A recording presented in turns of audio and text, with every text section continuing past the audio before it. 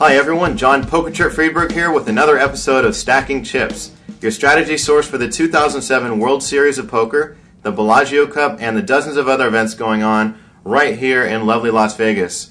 I am sad, but I'm glad to say that today is my final episode of Stacking Chips. The World Series of Poker main event is down to the final table right now, and the Bellagio Cup ended yesterday. And by the way, congratulations to Kevin Below Above Saul. He was my guest on the show yesterday. He, after having a terrible start to the final table, he came in with like 4.2 million in chips. I showed up about 30 or 45 minutes after they started, and he was down to about 800,000 after doubling, I think, everyone up at the table. And then, of course, he regained the chip lead and went on to win it. So congratulations to him. It was his first WPT cash. It was his first big live win. And he took home $1.3 million plus a seat in the 25K event and the Bellagio bracelet, all that other good stuff. Congratulations, Kevin. I also want to congratulate Scott Freeman, who ended up taking 19th place in the World Series main event. Scott was my guest on the show, I think going into day 3 or day 4 of the main event. And he took home somewhere around $350,000 for his strong finish there in the World Series. So again, today is the final episode that I'll be shooting during the World Series, and I've had tons of emails coming in asking myself and asking Card Player to keep the show going, so hopefully we'll be able to do that for you. Stay tuned to find out.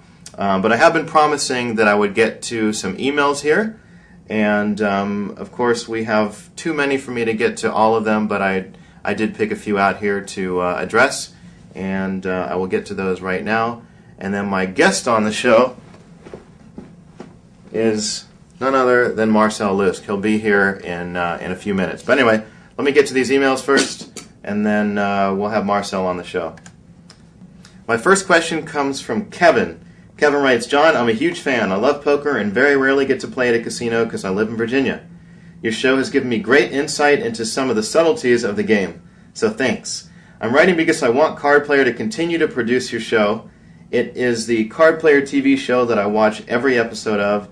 I haven't missed one yet. I'm a father of 2 young girls and don't always have time to watch poker shows on regular TV, so your show is the best source of poker strategy and current events. I love this medium, and it's a wonderful break from all of the print forms of information. All of this is just so you will personally know how much I appreciate your show and to ask Card Player to keep it on the air, especially if you ran the show in conjunction with WPT events. Thanks for all the wonderful guests you've had on the show. Any chance you'll have Gus or Huck on the show?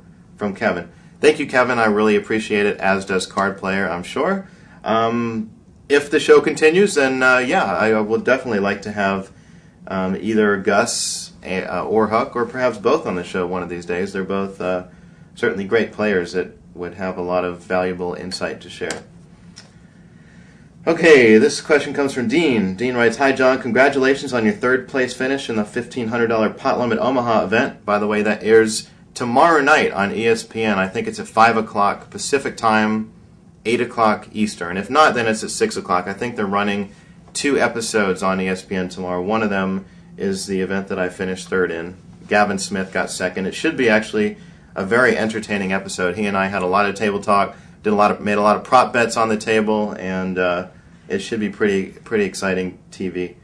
Anyway, I enjoy watching your show and taking one piece of good advice from every interview you do. I've been playing a lot of Holdem for years and read most of the books already. Could you please spend some time talking about game theory? What is game theory?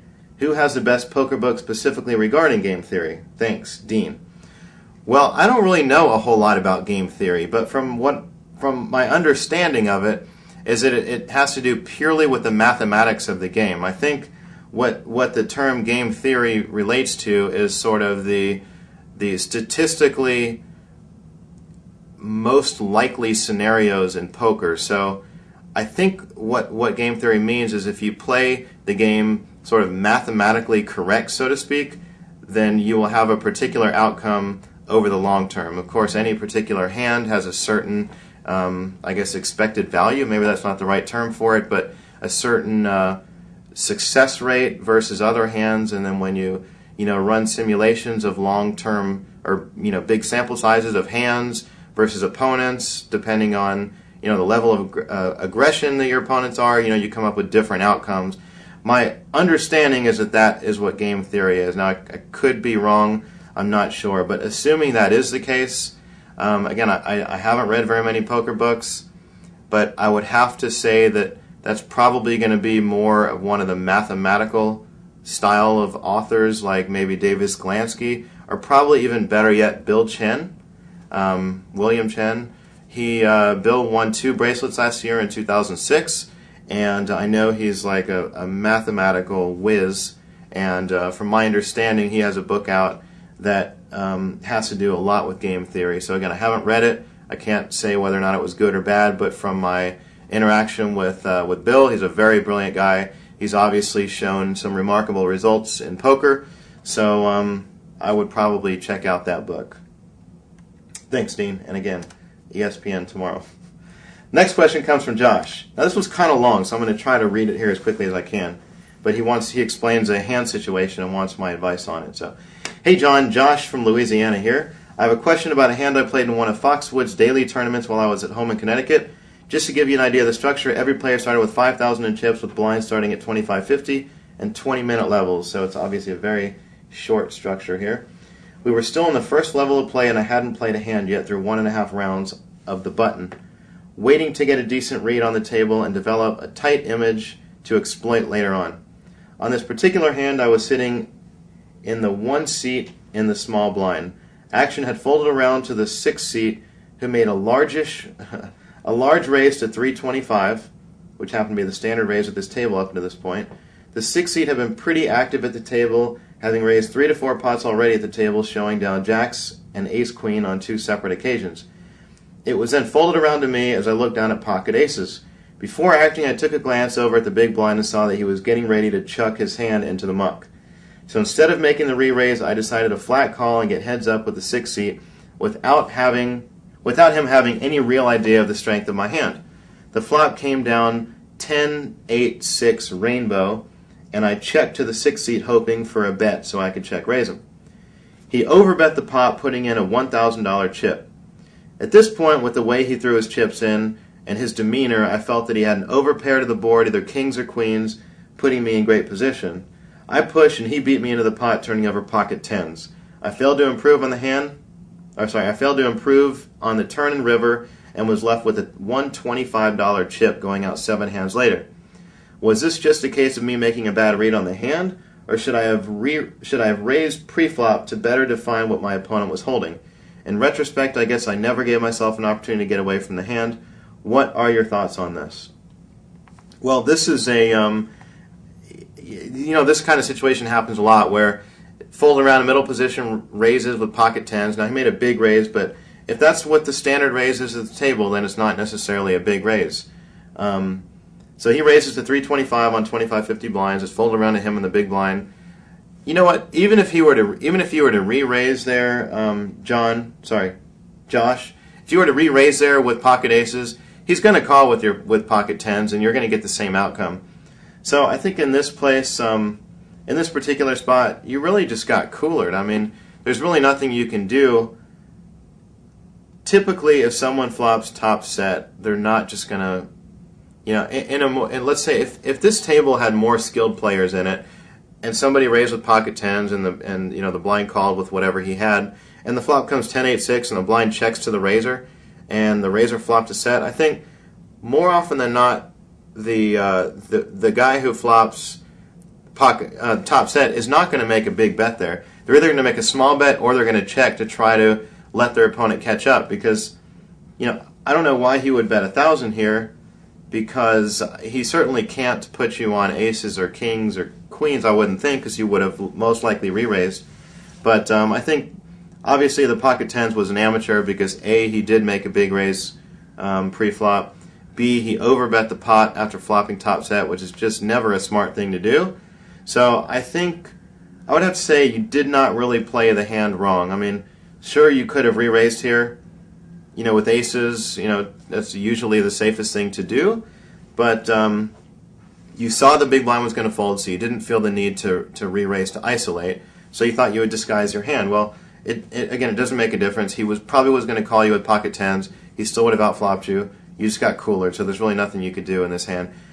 You know, and then on a side note, with the structure of this tournament with 20-minute levels, starting with 5,000 in chips, yeah, that's a good starting stack relative to the blinds, 25, 50 blinds, but when you're playing 20-minute levels, it goes up very fast, and I think these are definitely crapshoot tournaments. I think you really need to play aggressive early and try to accumulate chips or go home.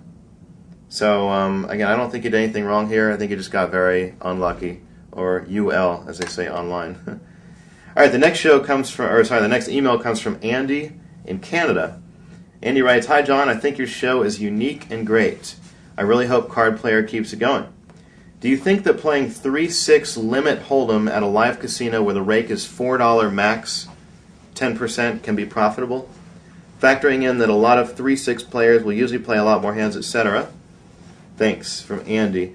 Yes, I do think that 3-6 Holdem can be profitable with a $4 rake. In fact, I used to play that in Tucson, Arizona, when I was going to college like 600 years ago. But yeah, I used to play 3-6 limit. I used to make a lot of money at that game. And we actually had a $3 rake, but I don't think a $4 rake would make too much difference. You know, you see a lot of like $100, $150, even $200 pots in 3-6 Holdem because the play is so loose. You know, a lot of times you'll have 7, 8, 9-way action pre-flop. So in that case, yes, I think there's a huge overlay on the rake there. It's only $4. The average pot is probably, you know, I'm going to guess on a, you know, on a Friday or Saturday night or any, you know, weeknight when there's a lot of action in the game, probably you're going to get, you know, at least an $80 average pot. And I think with that said, a $4 max bet, or sorry, a $4 maximum rake is not so bad. I think you can definitely still profit in that game. All right, my next question comes from Teresa in Mountain Home, Idaho. Teresa writes, "John, thank you so much for contributing your knowledge of poker on your show Stacking Chips. It's been very insightful, and I feel that I've learned a great deal about the game. My question has to do with improving my game. I'm fairly new to poker, and I'm curious to hear your opinion on the best ways that I can improve. Should I be reading books, playing in home games, playing online? Thank you so much for any advice. P.S. You are very easy on the eyes, and I hope to have the chance to cheer you on at your next big final table. All the best, Teresa." Wow, I think I'm blushing right now. Thanks, Teresa. You know what? A lot of people ask me that, the best ways to improve, and I tell most people the same thing. First of all, I think it's important, depending on how much of a beginner you are at the game, it's important to read books initially just to understand, you know, obviously the very, very basic fundamentals of the game. So you want to understand the blind structures, you want to understand what it means to be the button, you want to understand what it means to check raise, you want to understand you know, what hands you should be playing and in what position. When you first learn how to play poker, you typically want to play more of the sort of ABC style poker, and that really means not getting tricky at all, just playing your cards at face value. So, you know, for example, you know, a hand like King Jack in early position is a pretty weak hand, but in later position it becomes a little stronger, especially as it's folded to you. So you probably want to start out reading a couple of lower level books that give you an idea of the fundamentals of the game, and also the starting hands and the ranges of, you know, different betting, and so based on position, etc. As far as playing at home games, I don't think home games is a very good idea. You know, I think that you don't really get very good experience playing at home games because, first of all, maybe you get the experience of playing with chips and, you know, betting chips, but realistically you're playing with your friends and you're not learning how to read opponents because they're just your friends and you probably already know how to read them anyway. Maybe not in poker, but in life, like, you're already friends with them. So I don't think the experience is very applicable to the real world when you're actually stepping foot in a land-based casino where you don't know any opponents at your table. So my advice would be, of course, to read, you know, a book or two to learn the game, and then play online. PokerStars, for example, has tons of games of every size, both play money for pennies, nickels, dollars, thousands of dollars, whatever you want to risk. They have all the games that you're interested in playing, and you can play for either real money or play money. So playing online is good because you sort of learn how the game goes. You start to see sort of what hands tend to win, what hands tend to lose. You can get practice with betting and raising, and understanding how to size your bets in relation to the pot, understanding how to play against your competitors, start to be able to read your opponents, etc.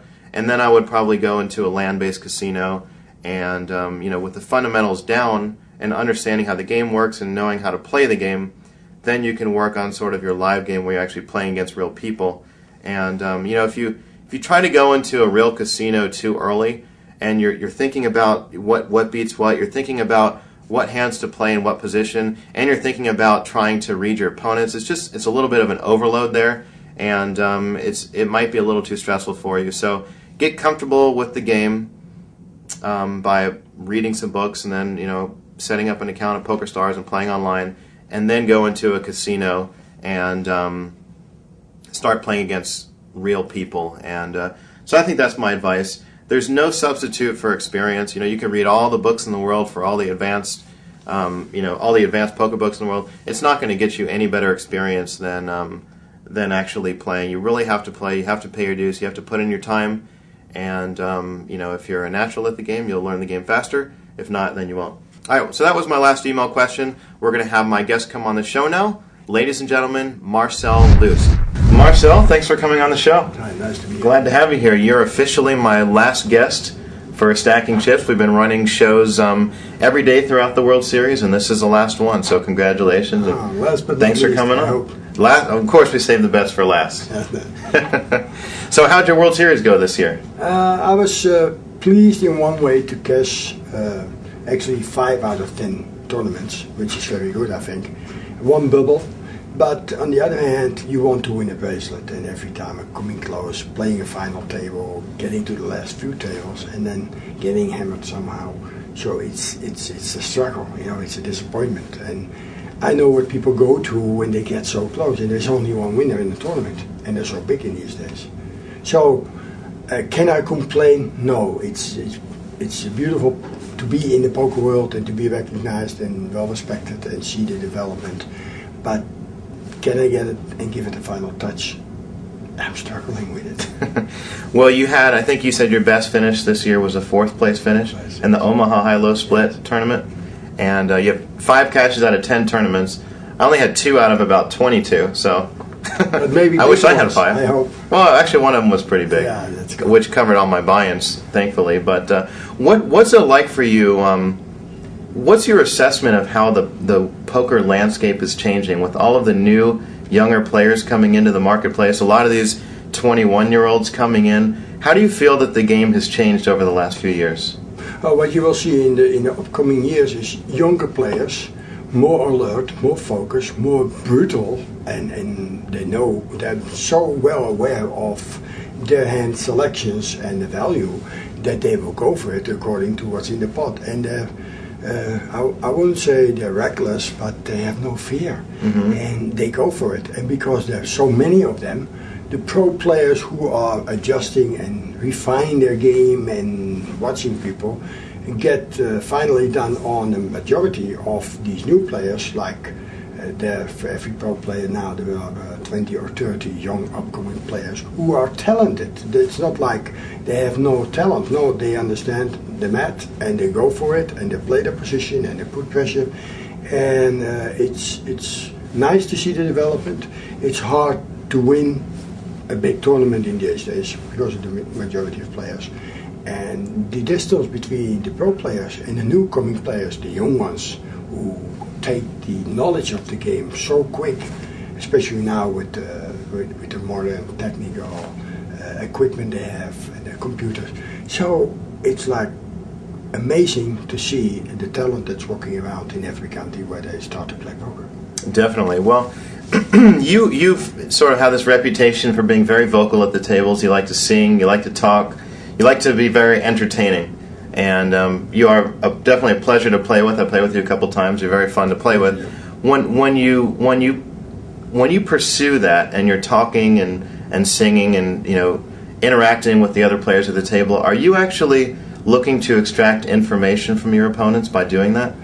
Yes. In a way, I find out that, of course, when you feel good, there are nice people on the table. You're with friends, you're playing with each other, you have fun, and something happening on the table that makes you laugh, or you get sick, of how the cards can come sometimes. But it's all in the game, that's what you enjoy.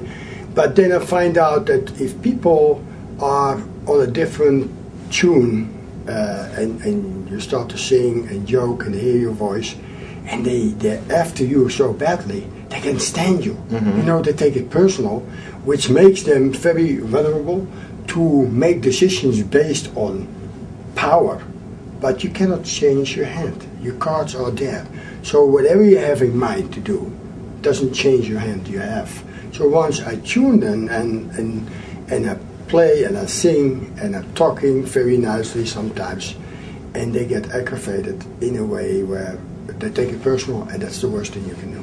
So then they're ready to commit suicide in somehow, some way, and they want to bluff me, and they want to show me that they bluff me.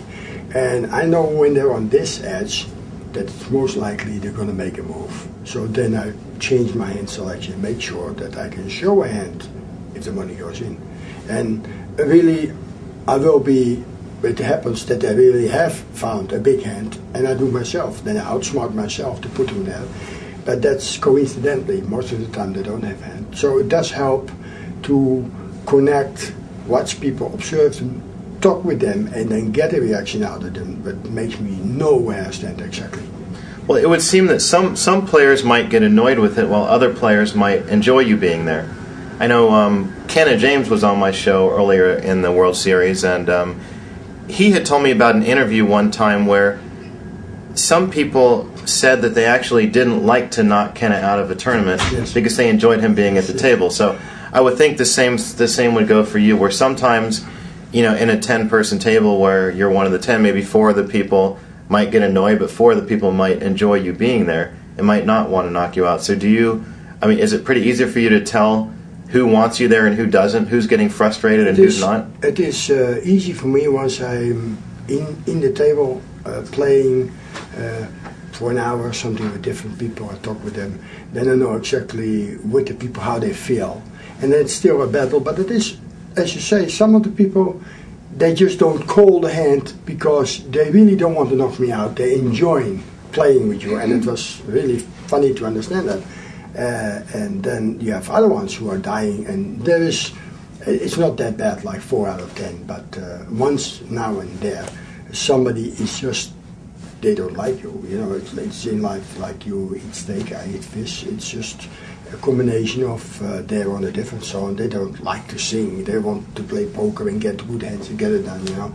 Some people always moan even when they're winning. So you have a certain selection of people, and these are the people who moan when they're winning as well, who don't like me singing because they cannot see you're happy.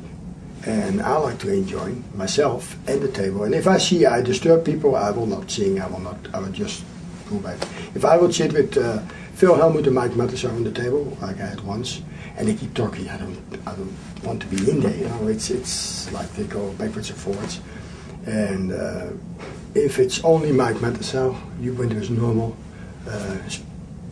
way of speaking with each other and the table is involved, I like that. I like to include other people in the conversation and not only one. But as they challenge you, then sometimes you sing, you joke, and they start to laugh, then you carry on because it's funny. Mm-hmm. Right. So you live in Amsterdam, but you play a lot in the U.S. Do you also play a lot in Europe? Yes, I do. And do you find the style of play in Europe is very different than the style of play here in the U.S.? Certainly there's a different way of playing the pot limit games like we used to, and in the US it's more like non-limit or limit, so you see there's a difference, but we do have a lot of good players. I wouldn't be surprised if Alex Kratchenko, who's in the last 7 players now in the World Series, would take it down because he's a fantastic player. And we have more very good players in Europe. But is he a Dutch player? No, he's a Russian player. Okay. But from the style of playing, I think they will not be the underdog to the Americans. It's just like in America you get 10,000 more people playing.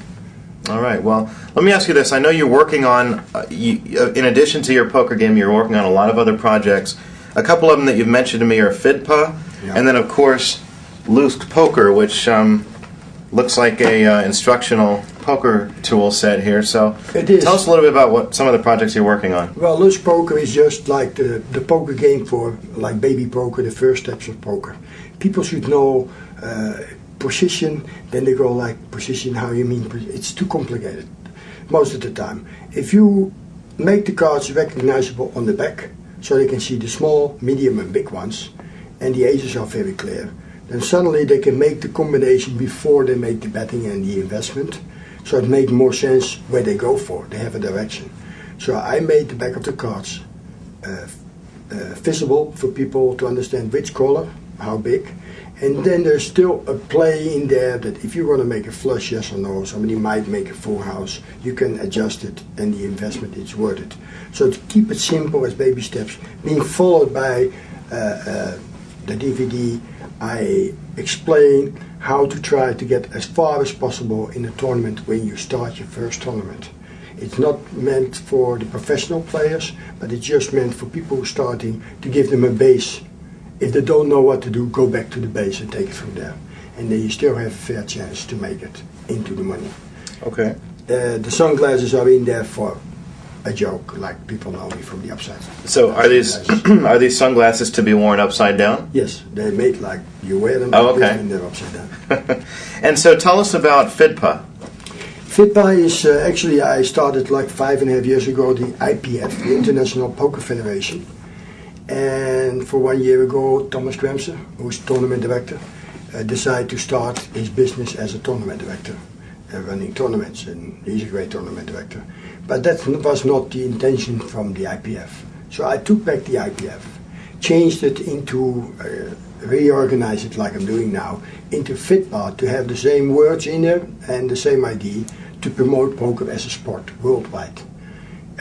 In all fairness, and I want people to know wherever you go that you play Holdem, no limit, in a tournament, then the rules are the same for everybody, and not when you're in Russia or you're in Holland or you're in America and it's Jack McLelland or it's Matt Sellers running the show, then the rules are different. Why should the rules be different? So I work with all of them in the WPA, in the World Series of Poker, trying to get them on one line, work out the rules and say, okay, here's the mission statement from FIDPA as an organization, and we're going to work with the international poker rules, which are nearly the same from everybody, but we make the step forwards to decide with the players, which I know what they want, to get a line on the table, because it's more easy to work for the dealers, and the player can stack his chip before he put it over the line, and the cards are not being taken away. Right. And it gives a lot of favors to make the game going more smooth for the dealers and the players. And they're ready to take it, but nobody's actually doing it, and they need to have board meetings and set up and ask people. And then I say, with FIDPA it's different, because it's an organization I created 5 years ago. We organize it, step forwards, and talk with them behind the scenes, and then launch it like, can we accept it like this? And if they say yes and they adjust it, then we can have the international poker rules. So that's the main goal, to promote poker as a sport. Well, that's great, and I like the idea of standardizing some of these rules, because as you and I both know, sometimes we'll go to a tournament in Reno, which has different rules than a tournament in other places, where some places have the lines, where it's ridiculous. Forward motion is a bet, sometimes it's not a bet. I know the value of the business for poker, like for Harris, Rios. And of course it's important to have your logos there, but there are ways and ways to do it. But it should not affect the game. And if I see a big ball on the table and you don't see the cards are laying there, and the chips getting lost, and sometimes the blinds are being forgotten and people are in hand, it disturbs the game. And that's not the idea. So even when I work with them, we discuss it, I fight with them, I struggle with them, and I might be causing them a headache because I speak freely, because I think it's important, I don't want to be too fast. Then they let me know that even when I made a commitment to say, if they don't take the line next year, I will not work with them in the IPAC, and maybe I don't even play, because I don't see why they should not improve their product, and the product is the players. We are the players. So we would like to come back in circumstances that we made better and better and better. But they're trying hard, they're doing hard, they did a lot of stuff this year already. But it's never good enough. We like to fight to get it better all the time. And let's be honest, we pay for it. We are the people who enjoy the poker as a sport. To play the World Series, there should be the best and the biggest. So we should kick their butt to make it like that. I agree 100%, as do I think most or all other players. So what's your plan now for the next 12 months? Are we going to see you at the World Poker Tour events? I'm having an event in the Bahamas at the same time when they have an event, I think it's with PokerStars, and we have a ladies event there. I will do the World Series of Poker in London, and I will work from my office on different stuff from the FitPub because it's not coming out of the air.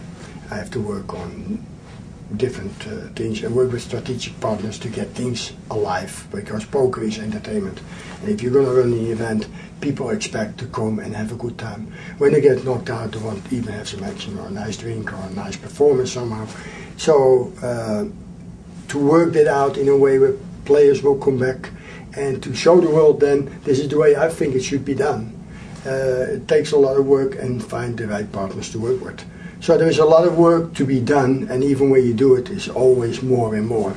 But I will play in the meantime the EPT in Europe, which is very important, and it's growing fast and it's done very nice. So you will see the WPT and the EPT will be like the American version and the European version. And behind the scenes I will try to work something out that you will get another version in a way with combining everybody with each other. Because I like to compete and bring in your competition to work together. So the product getting better for the consumer, which are we, the poker players. It might be a strategy that works good because it brings us more favors. As long as they compete with each other, they have to bring more to the table to get you or me to go to a certain place. So they offer you more. All right, well, that sounds great. Well, best of luck to you in all of your ventures. Of course, congratulations on a strong World Series this year, and best of luck in the year to come. I look forward to seeing you and perhaps some of the WPT events and definitely some of the EPT events. Of course, you want to win always, but by getting far and deep, it's always a pleasure to play in these events because they're so well run, like the WPT was this year again. Yes. So thanks a lot, John. Thank you for being on the show. Thanks. Well, that's it for the final episode of Stacking Chips here at the 2007 World Series of Poker. I want to take a moment to thank everyone that's been involved with the show. I want to thank Jeff, Justin, and Tim, and everyone at Card Player. Of course, my agent Rich Belsky and publicist Laura Miller. I want to thank Danny, the super producer, who's done an awesome job here coordinating everything at Bellagio. Kevin and Jennifer at Gen Kev Productions. All of my excellent guests who have really helped to provide so much great content for all the viewers. I want to thank PokerStars for sponsoring me during the World Series. I always enjoy playing on PokerStars, and they obviously have the best selection of games and tournaments of any site in the world. I want to thank my family, friends, and all the supporters. And most of all, I want to thank you guys for tuning in and watching this show. Obviously, without you guys, the show wouldn't be here. I want to thank you all for your excellent email questions that have come in, which have also helped me provide so much great content.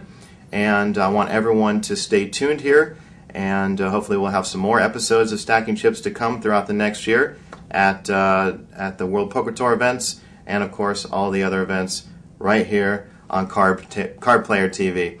So thanks again so much. I've enjoyed doing the show and look forward to more to come. And that's it. Have a great day. Come by and say hi to me when you see me in the events.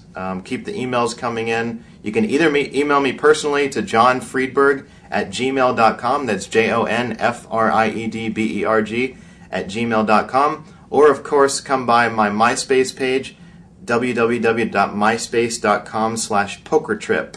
POKERTRIP. Stop by, add me as a friend, say hello, post a comment, and don't forget tomorrow night on ESPN, watch Gavin Smith, Eric Lynch, and myself, all guests on the show, of course. Watch us finish in the World Series final table, event number 4, the 1500 pot limit Holdem. All right, that's it. Thanks a lot. I will see you guys later. Take care.